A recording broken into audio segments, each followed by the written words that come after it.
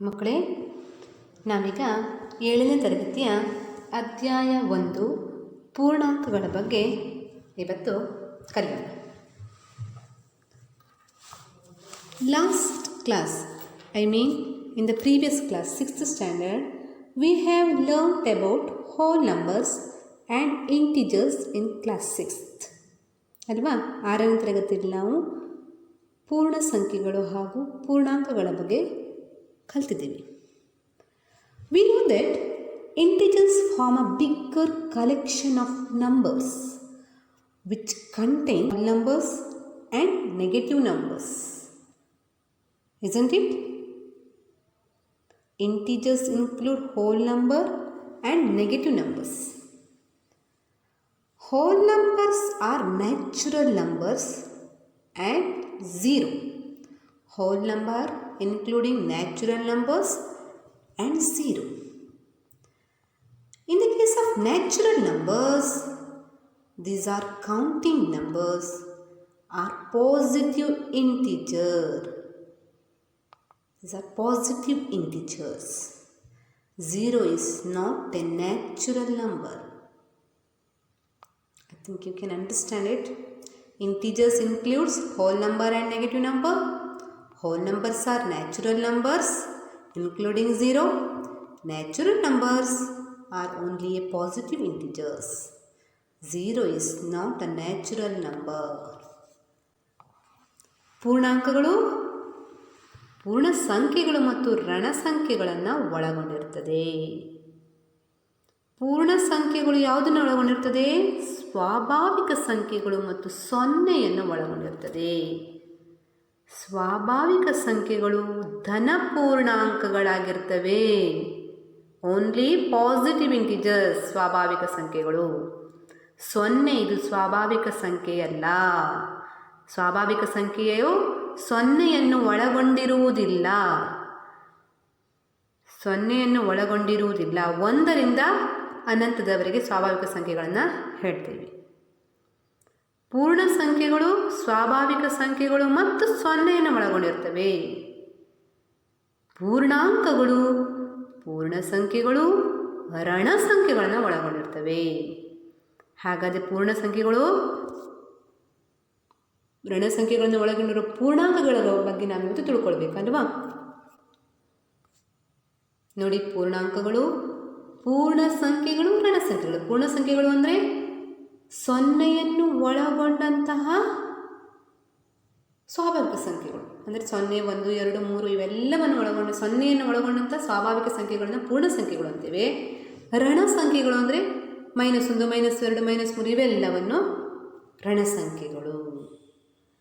ಇನ್ನು ಪೂರ್ಣ ಸಂಖ್ಯೆಯನ್ನೆಲ್ಲ ಒಳಗೊಂಡಿರ್ತದೆ ಸ್ವಾಭಾವಿಕ ಸಂಖ್ಯೆಗಳು ಮತ್ತು ಸೊನ್ನೆಯನ್ನು ಒಳಗೊಂಡಿರ್ತದೆ. ಸ್ವಾಭಾವಿಕ ಸಂಖ್ಯೆ ಅಂದರೆ 1, 2, 3, 4 ಇಲ್ಲಿಂದ ಸ್ಟಾರ್ಟ್ ಆಗಿ ಇನ್ಫಿನಿಟಿ. ನಂತರ ಸೊನ್ನೆಯನ್ನು ಒಳಗೊಂಡಿರ್ತದೆ ಅಲ್ವಾ? ಪೂರ್ಣ ಸಂಖ್ಯೆಗಳು. ಸ್ವಾಭಾವಿಕ ಸಂಖ್ಯೆಗಳು ಬರೀ 1, 2, 3, 4 ಸೊನ್ನೆಯನ್ನು ಒಳಗೊಂಡಿರುವುದಿಲ್ಲ. Integers includes whole numbers, negative numbers including zero and natural numbers. Whole number, negative numbers, zero and natural number. We know that integers form a bigger collection of numbers which contains whole number, negative numbers. You can understand whole numbers means it comes zero and natural numbers coming in whole numbers only. Coming with whole numbers only, isn't it? Now, what other differences do you find between whole numbers and integers? Now, we will review and recall what we have done about integers in our previous classes. ಅಲ್ವಾ? ನಾವು ಗಣಿತದಲ್ಲಿ ಸಂಖ್ಯೆಗಳನ್ನು ಕಲ್ತಿದ್ದೀವಿ 6ನೇ ಕ್ಲಾಸಲ್ಲಿ. ಆ ಪೂರ್ಣಾಂಕಗಳನ್ನು ಯಾವ ರೀತಿ ನಾವು ಸಂಖ್ಯಾ ರೇಖೆ ಮೇಲೆ ಬರೆಯುವುದು, ಅದರ ಕೆಲವು ಕ್ರಿಯೆಗಳ ಬಗ್ಗೆ ಕಲಿತ್ಕೊಳ್ಳೋಣ. ಆಯಿತಾ? ಈಗ ಪೂರ್ಣಾಂಕಗಳನ್ನು ನಾನು ಈಗ ಸಂಖ್ಯಾ ರೇಖೆಯ ಮೇಲೆ ಬರೆದಿದ್ದೇನೆ ನೋಡಿ. ಸಂಖ್ಯಾ ರೇಖೆಯನ್ನು ಎಳೆದು ಅದರಲ್ಲಿ 0ಯನ್ನು ಗುರುತಿಸಿ ಬಲಭಾಗಕ್ಕೆ ಧನ ಪೂರ್ಣಾಂಕಗಳನ್ನು ಎಡಭಾಗಕ್ಕೆ ಋಣಪೂರ್ಣಾಂಕಗಳನ್ನು ಬರೆದಿದ್ದೀನಿ. ಈ ರೀತಿ ನೀವು ಕೂಡ ಸಂಖ್ಯಾ ರೇಖೆಯನ್ನು ಎಳೆದು ಪೂರ್ಣಾಂಕಗಳನ್ನು ಗುರುತಿಸಬಹುದಲ್ವೇ? ಅಲ್ವಾ ಮಕ್ಕಳೇ? 0 ನಂಬರ್ ಲೈನನ್ನು ಅಂದರೆ ಸಂಖ್ಯಾ ರೇಖೆಯನ್ನು ಎಳೆದು 0ಯನ್ನು ಗುರುತಿಸಿ ಬಲಭಾಗಕ್ಕೆ ಧನಪೂರ್ಣಾಂಕಗಳನ್ನು, ಎಡಭಾಗದಲ್ಲಿ ಋಣಪೂರ್ಣಾಂಕಗಳನ್ನು ಬರೆಯಬೇಕು.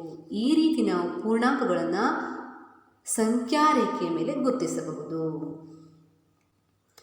Isn't it, students? We can write the integers in a number line like this. We have to write the positive integer in a right side of the number line. We have to present the negative integers in a left side of the number line. I think you got it, isn't it? In a number line, we have to represent the positive integer in the right side of the number line and the negative numbers in a left side of the number line. ಹೀಗೆ ನೋಡಿ ಮಕ್ಕಳೇ, ಹೇಗೆ ಋಣ ಸಂಖ್ಯೆಗಳು ಸಂಖ್ಯಾ ರೇಖೆಯ ಎಡಭಾಗಕ್ಕೆ ಚಲಿಸ್ತವೆ ನೋಡಿ. ಇಲ್ಲಿ 0ಯನ್ನು ಎಲ್ಲಿ ಗುರುತಿಸಿದರೆ ನೋಡ್ಕೊಳ್ಳಿ ಒಂದು ಸರಿ.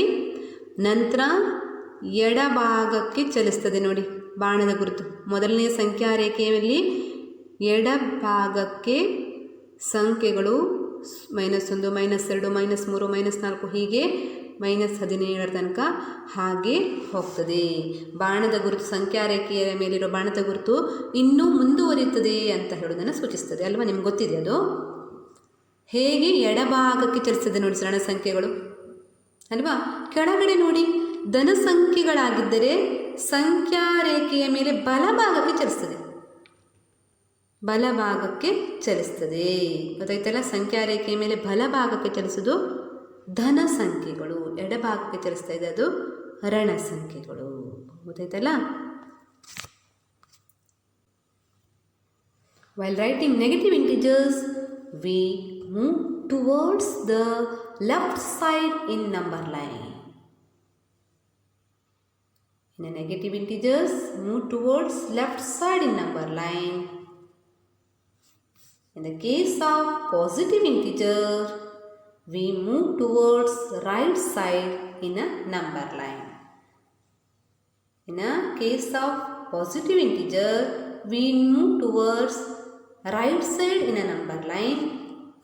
While writing a negative integers, we move towards left side in a number line.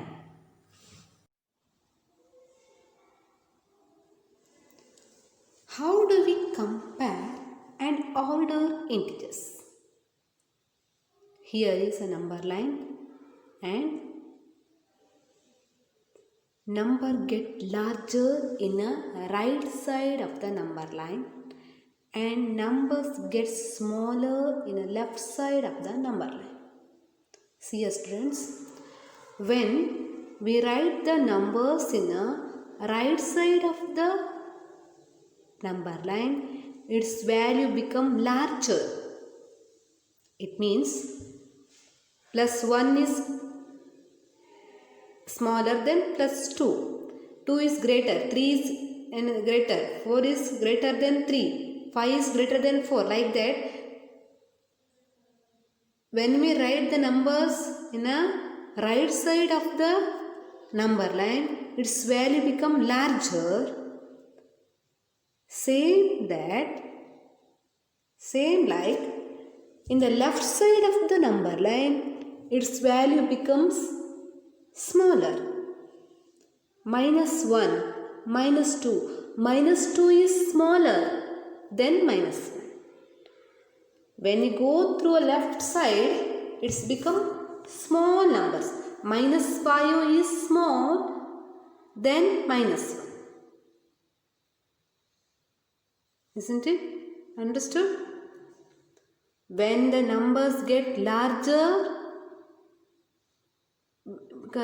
in a right side of the number line and number gets smaller in the left side of the number line. ಸಂಖ್ಯಾರೇಖೆಯ ಬಲಭಾಗಕ್ಕೆ ಬಂದ ಹಾಗೆ ಸಂಖ್ಯೆಯ ಬೆಲೆ ಹೆಚ್ಚಾಗುತ್ತಾ ಹೋಗ್ತದೆ.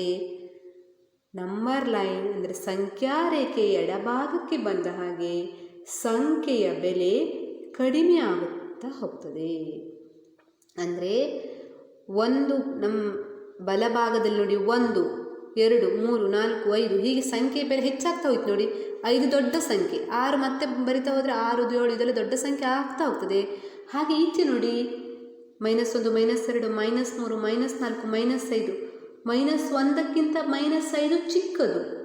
ಅಂದರೆ -6 ಅದು ಇನ್ನೂ ಚಿಕ್ಕದಾಗ್ತಾ ಹೋಗ್ತದೆ. -6, -7 ಎಲ್ಲ ಹೀಗೆ ಮುಂದೆ ಹೋಗ್ತಾ ಅದು ಲೆಫ್ಟ್ ಸೈಡಿಗೆ ಹೋದ ಹಾಗೆ ಎಡಭಾಗಕ್ಕೆ ಹೋದ ಹಾಗೆ ಅದರ ಬೆಲೆ ಕಡಿಮೆ ಆಗ್ತಾ ಬರ್ತದೆ.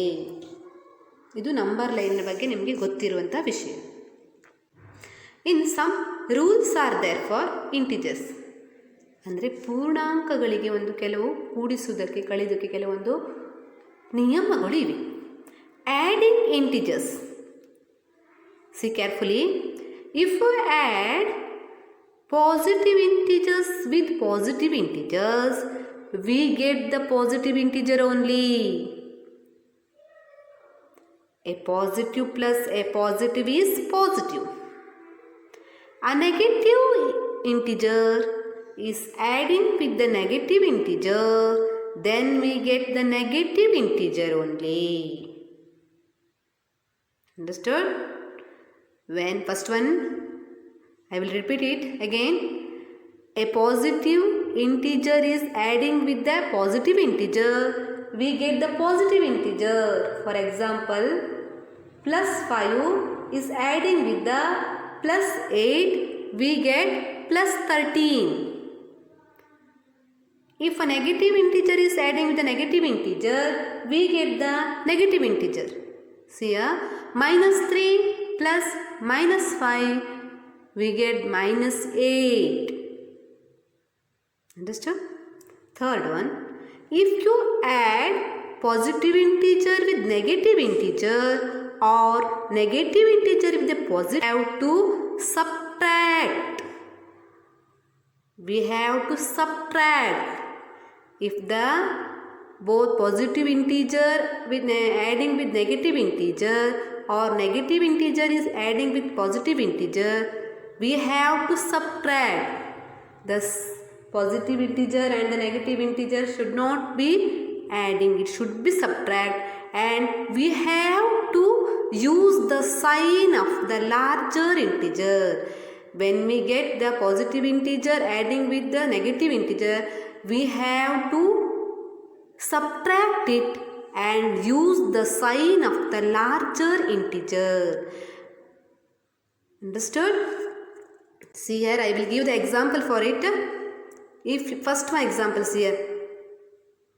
ನೋಡಿ, ಧನಪೂರ್ಣಾಂಕಗಳೊಂದಿಗೆ ಧನಪೂರ್ಣಾಂಕವನ್ನು ಕೂಡಿಸಿದರೆ ಧನಪೂರ್ಣಾಂಕವನ್ನೇ ಪಡೆಯುತ್ತೇವೆ ನಾವು. ಉದಾಹರಣೆ ನೋಡಿ, ಇಲ್ಲಿ +50 +70 +120. ನಾವು ಯಾವುದೇ ನಾವು ಚಿಹ್ನೆಯನ್ನು ಹಾಕಿದರೆ ಪ್ಲಸ್ ಅಥವಾ ಮೈನಸ್ ಸಂಕೇತವನ್ನು ಹಾಕಿದರೆ ಅದು ಪಾಸಿಟಿವ್ ಅಂತಲೇ ಅರ್ಥ. 120 ಬದಲು ಅದು ಧನಪೂರ್ಣಾಂಕ ಅಂತಲೇ ಅರ್ಥ. ಅದಕ್ಕೆ ಪ್ಲಸ್ ಹಾಕಬೇಕಂತ ಇಲ್ಲ, ನಿಮಗೆ ಗೊತ್ತಿದೆ ಅದು ಅಲ್ವಾ. ಚಿಹ್ನೆಯನ್ನು ಹಾಕದೇ ಇದ್ರದ್ದು ಧನ ಸಂಖ್ಯೆ ಅಂತಲೇ ಅರ್ಥ. +36 +92 = 128. ಎರಡು ಪ್ಲಸ್ ಪ್ಲಸ್ ಪ್ಲಸ್ ಅಂದರೆ positive integer is adding with the positive integer, we get the positive integer.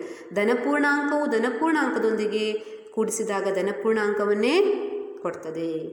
Second rules ನೋಡಿ, negative integer is adding with the negative integer, we get the negative integer. ಅಂದರೆ ಋಣಪೂರ್ಣಾಂಕವು ಋಣಪೂರ್ಣಾಂಕದೊಂದಿಗೆ ಕೂಡಿಸಲ್ಪಟ್ಟಾಗ ಋಣಪೂರ್ಣಾಂಕವನ್ನೇ ಪಡೆಯುತ್ತೇವೆ ಅಲ್ವಾ. -40 + -60 = -100. Minus plus minus =- understood.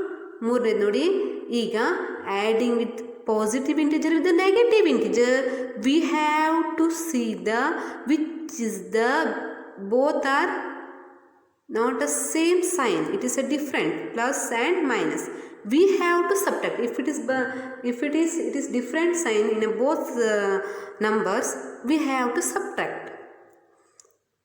Plus and minus, we have to subtract. +16 + -15 means we should be subtract it, and we have to put the sign of the larger number. Which is the larger number here? 16 is a larger number, isn't it? We have to put the bigger or larger number. 16 is a larger number than 15. We have to put the sign of the 16, this plus. In the second case here, minus 30 plus 18. Here negative integer is adding with a positive integer. Negative integer and positive integer come means we have to subtract. We should be subtracted. No? We should subtract it. ಅಂದರೆ ನಾವು ಇದನ್ನು ಕಳೆಯಬೇಕು. ಇದನ್ನು ಕೂಡಿಸ್ಲಿಕ್ಕೆ ಆಗೋದಿಲ್ಲ. ಬೇರೆ ಬೇರೆ ಚಿಹ್ನೆಗಳನ್ನು ಬಂದ ಪೂರ್ಣಾಂಕಗಳನ್ನು ಕಳಿತೇವೆ ನಾವು. ಕಳೆದು ಉತ್ತರವನ್ನು ಬರೆದ ನಂತರ ನಾವು ದೊಡ್ಡ ಸಂಖ್ಯೆಯ ಚಿಹ್ನೆ ಯಾವುದು? ದೊಡ್ಡ ಸಂಖ್ಯೆಯಲ್ಲಿ 30 ಅಲ್ವಾ? ಅದು ಯಾವ ಚಿಹ್ನೆಯನ್ನು ಹೊಂದಿದೆ? ಮೈನಸ್ ಅನ್ನು ಹೊಂದಿದೆ. ಆದ್ದರಿಂದ ಮೈನಸ್ ಚಿಹ್ನೆಯನ್ನು ಉತ್ತರಕ್ಕೆ ಹಾಕಬೇಕಾಗ್ತದೆ. ಆಯಿತಾ? -12 ಅಲ್ವಾ? ಅಂದರೆ ದೊಡ್ಡ ಸಂಖ್ಯೆಯ ಚಿಹ್ನೆಯನ್ನು ಹಾಕಿ ಕಳಿತೇವೆ ನಾವು. ಬೇರೆ ಬೇರೆ ಧನ ಪೂರ್ಣಾಂಕ ಮತ್ತು ಋಣ ಪೂರ್ಣಾಂಕವನ್ನು ಕೂಡಿಸುವಾಗ ಅವುಗಳನ್ನು ಕಳೆದು ದೊಡ್ಡ ಸಂಖ್ಯೆಯ ಚಿಹ್ನೆಯನ್ನು ಹಾಕಬೇಕು. We have to subtract and use the sign of the larger integer. ಈ ಕಡೆ ಇದೆ ನೋಡಿ, ರೂಲ್ಸ್ ಫಾರ್ ಇಂಟೀಜರ್ ಅಂತ addition. Plus and plus plus ಆಗ್ತದೆ. ಅಂದರೆ ಧನಪೂರ್ಣಾಂಕವು ಧನಪೂರ್ಣಾಂಕದೊಂದಿಗೆ ಧನಪೂರ್ಣಾಂಕವನ್ನು ಕೊಡ್ತದೆ. ಋಣಪೂರ್ಣಾಂಕವು ಋಣಪೂರ್ಣಾಂಕದೊಂದಿಗೆ ಕೂಡಿಸಿದಾಗ ಋಣಪೂರ್ಣಾಂಕವನ್ನು ಕೊಡ್ತದೆ. ಹಾಗೆ positive integer with negative integer, ಅಂದರೆ ದೊಡ್ಡ ಸಂಖ್ಯೆ ಪ್ಲಸ್ ಆದವಾಗ ಆನ್ಸರ್ ಕೂಡ ಪ್ಲಸ್ ಆಗ್ತದೆ. ಅಂದರೆ ಇದನ್ನು ಕಳೆದು ದೊಡ್ಡ ಸಂಖ್ಯೆಯ ಚಿಹ್ನೆಯನ್ನು ಹಾಕಬೇಕಾಗ್ತದೆ. ಅಲ್ಲಿ ದೊಡ್ಡ ಸಂಖ್ಯೆಯಲ್ಲಿ ಪ್ಲಸ್ ಯಾಕೆ ಬರೆದಿದ್ದಾರೆ ಅಂದರೆ ಇದು ಪಾಸಿಟಿವ್ ಇಂಟೀಜರ್ ದೊಡ್ಡ ಸಂಖ್ಯೆ ಆಗಿರ್ತದೆ. ಅಂದರೆ ಧನ ಸಂಖ್ಯೆ ದೊಡ್ಡ ಸಂಖ್ಯೆಯಾಗಿದೆ. ಇಲ್ಲಿ ಪ್ಲಸ್ ಆ್ಯಂಡ್ ಮೈನಸ್ ದೊಡ್ಡ ಸಂಖ್ಯೆ ಆದವಾಗ ಉತ್ತರ ಮೈನಸ್ ಚಿಹ್ನೆಯನ್ನು ಹೊಂದಿರ್ತದೆ. ಅಲ್ಲ ಮಕ್ಕಳೇ, ಈಗ ಕೂಡಿಸುವ ಕೆಲವು ನಿಯಮಗಳನ್ನು ಗೊತ್ತಾಯಿತು. ಅಂದರೆ ಕೂಡಿಸುವಾಗ ಧನ ಸಂಖ್ಯೆಯೊಂದಿಗೆ ಧನ ಸಂಖ್ಯೆಯನ್ನು ಕೂಡಿಸುವಾಗ ಧನ ಸಂಖ್ಯೆ, ಋಣ ಸಂಖ್ಯೆಯನ್ನು ಋಣ ಸಂಖ್ಯೆಯೊಂದಿಗೆ ಕೂಡಿಸುವಾಗ ಋಣ ಸಂಖ್ಯೆ, ಮತ್ತು ಬೇರೆ ಬೇರೆ ಧನ ಸಂಖ್ಯೆ ಋಣ ಸಂಖ್ಯೆಯನ್ನು ಕೂಡಿಸುವಾಗ ಕಳೆದು ದೊಡ್ಡ ಸಂಖ್ಯೆ ಚಿಹ್ನೆಯನ್ನು ಹಾಕಬೇಕು ಅಂತ ನಿಮಗೆ ಗೊತ್ತಾಯಿತು ಅಲ್ವಾ? ನೆಕ್ಸ್ಟು ಸಂಕಲನದ ವಿಲೋಮ, ಅಡಿಟಿವ್ ಇನ್ವರ್ಸ್. ಯಾವುದೇ ಒಂದು ಪೂರ್ಣಾಂಕಕ್ಕೆ ಅದರ ವಿಲೋಮ ಅಂತ ಇರ್ತದೆ. ಪೂರ್ಣಾಂಕ ಇಂಟೀಜರ್ ಅದರ ಅಡಿಟಿವ್ ಇನ್ವರ್ಸ್. 56 ಒಂದು ಪೂರ್ಣಾಂಕವಾದರೆ ಅದರ ಅಡಿಟಿವ್ ಇನ್ವರ್ಸ್ -56. 67 ಒಂದು ಪೂರ್ಣಾಂಕ ಆದರೆ ಅದರ ವಿಲೋಮ, ಸಂಕಲನದ ವಿಲೋಮ, ಸಂಕಲನದ ಅಡಿಟಿವ್ ಇನ್ವರ್ಸ್ -67. -79 ಒಂದು ಪೂರ್ಣಾಂಕ ಅಲ್ವಾ? ಅದರ ಸಂಕಲನದ ವಿಲೋಮ ಅಥವಾ ಅಡಿಟಿವ್ ಇನ್ವರ್ಸ್ 79. ನೋಡಿ, ಅದು ತನ್ನ ಚಿಹ್ನೆಯನ್ನು ಬದಲಾಯಿಸ್ತದೆ ಅಲ್ವಾ?